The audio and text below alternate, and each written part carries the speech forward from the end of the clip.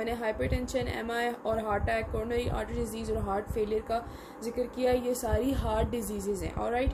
लेकिन जो हमने पढ़ना है angina, that is not a heart disease. Angina is a symptom. Angina basically हमारे पास एक सिम्टम होता है जो एमआई का भी, मायोकार्डियल इन्फार्क्शन का भी हो सकता है या कोरोनरी आर्टरी डिजीज़ का भी हो सकता है। अच्छा, एंजाइना पे प्रॉपरली जाने से पहले मैं आपको एक ये चीज़ रिमाइंड करा दूँ हार्ट की, जो हमने किया हुआ देखा हुआ फर्स्ट ईयर सेकेंड ईयर में, कि हार्ट बेसिकली जो हमारे पास कोरोनरी आर्टरीज़ होती हैं, ये वो कोरोनरी आर्टरीज़ है हमारे पास।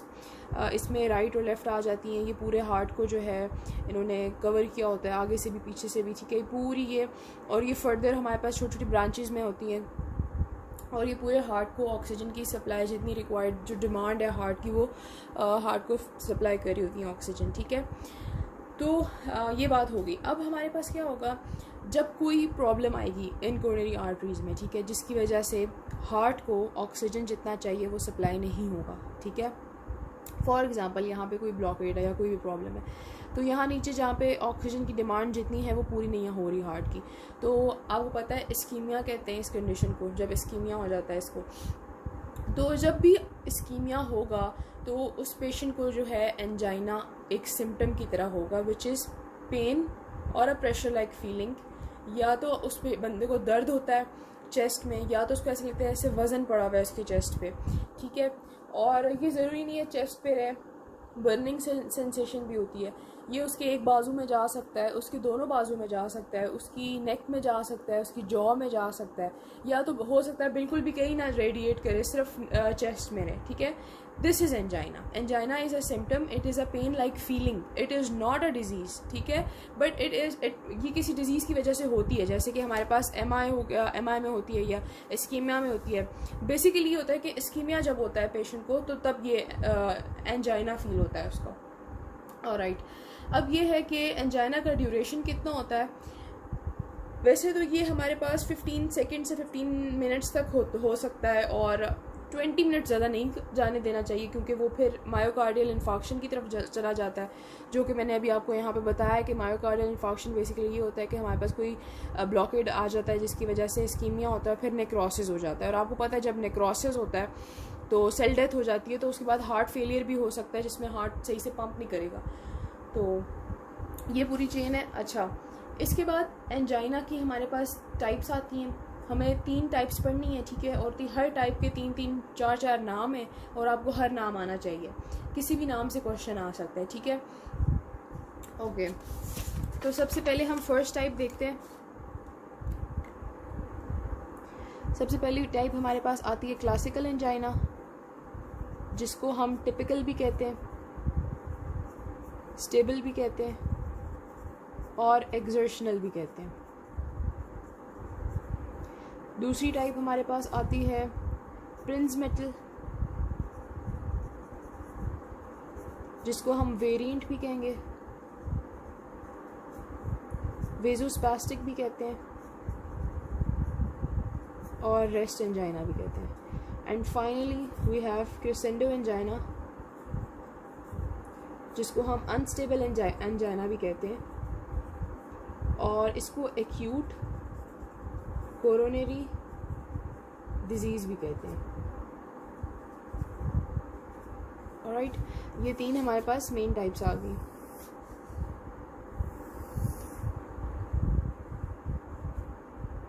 ओके, अच्छा, अब मैंने आपको बताया कि प्रॉब्लम कहाँ पे आती है। प्रॉब्लम आती है कोरोनरी आर्टरी में, जिसकी वजह से क्या होता है कि ऑक्सीजन की डिमांड नहीं पूरी हो रही होती जितनी डिमांड होती है, तो इस्कीमिया होता है, उसकी वजह से एंजाइना होता है। अब ये कोरोनरी आर्टरी है, ठीक है, मैं इसको यहाँ से बड़ा कर लेती हूँ। यहाँ पे सबसे पहले फर्स्ट टाइप में हम देखते हैं।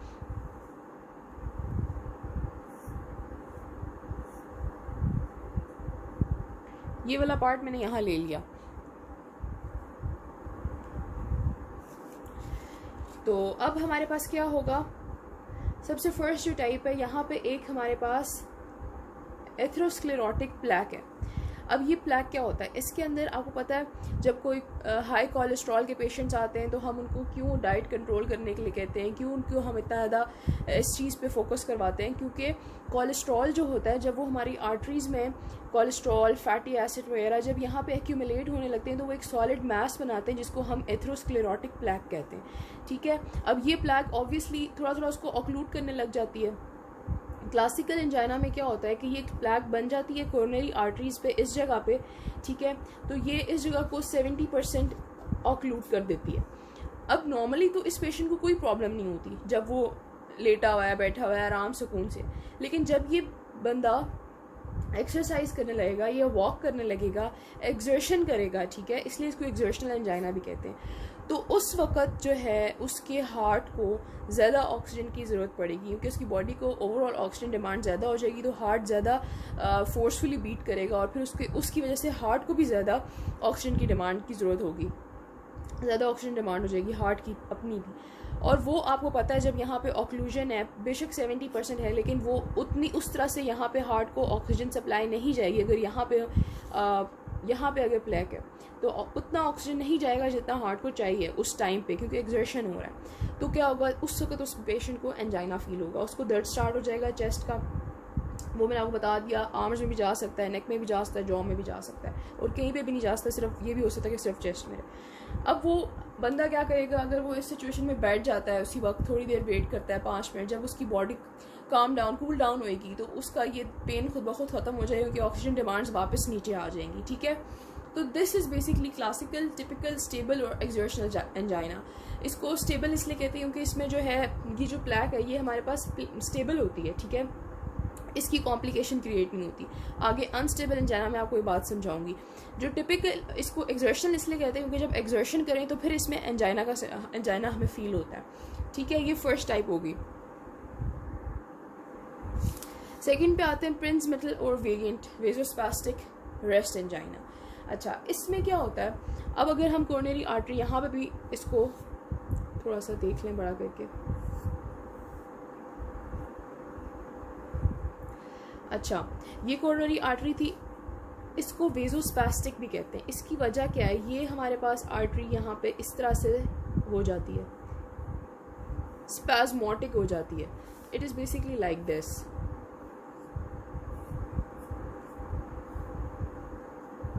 ऐसे हो जाती है। ठीक है, आर्टरी का स्पाज्म हो जाता है। अब इसमें हमारे पास आपको पता है कि स्पैज्म हुआ हुआ है, तो हम क्या देंगे इसमें, अच्छा वो बाद में करते हैं। इसमें हमारे पास एथेरोस्क्लेरोसिस भी हो सकती है, एथेरोस्क्लेरोसिस नहीं भी हो सकती, सिर्फ स्पैज्म भी हो सकता है, लेकिन इसकी वजह से भी होगा यही कि ब्लड आगे की तरफ नहीं जा सकेगा जहाँ पे उसने सप्लाई करना था हार्ट को, तो उसकी वजह से इस्केमिया होगा, उसकी वजह से एंजाइना होगा, पेन फील होगा। ठीक हो गया। अच्छा, अब इसमें और स्टेबल एंजाइना में मेन फ़र्क ये आता है कि स्टेबल एंजाइना हम जब एक्सर्शन करते हैं सिर्फ उसी वक्त हमें फील होता है, लेकिन जो हमारे पास प्रिंस मेटल एंजाइना है इसके लिए इसको इसीलिए रेस्ट एंजाइना भी कहते हैं कि इसके लिए एक्सर्शन की ज़रूरत नहीं, बंदा बैठा बैठा भी उसको जो है दर्द शुरू हो जाता है। क्यों? क्योंकि उसकी जो आर्टरी है यहाँ पे उसका स्पाज्म हुआ हुआ है। ठीक है, उसके बाद हमारे पास थर्ड टाइप आती है विच इज़ क्रेसेंडो, अनस्टेबल और एक्यूट कोरोनरी डिजीज़। ये सबसे डेंजरस है इसमें। अच्छा, अब देखें, ये आर्टरी है, कोरोनरी आर्टरी, ठीक है, हार्ट की। अब यहाँ पे हमने अनस्टेबल एंजाइना में हमने देखा था कि हमारे पास स्टेबल प्लैक था। ठीक है, अब अनस्टेबल को हम अनस्टेबल इसलिए कहते हैं कि यहाँ पे जो इसका प्लैक है वो स्टेबल नहीं होता, वो इस तरह से होता है, रफ सरफेस होती है। और जब भी प्लैक की रफ सरफेस होती है तो वो रफ सरफेस अट्रैक्ट करती है प्लेटलेट्स को, और प्लेटलेट्स उसके ऊपर आके अटैच हो सकते हैं। ठीक है, अब हो सकता है ना हो अटैच, हो सकता है हो जाए। अगर उसके ऊपर प्लेटलेट्स आके इस तरह से एक्यूमुलेट हो जाते हैं तो प्लेटलेट्स के ऊपर आके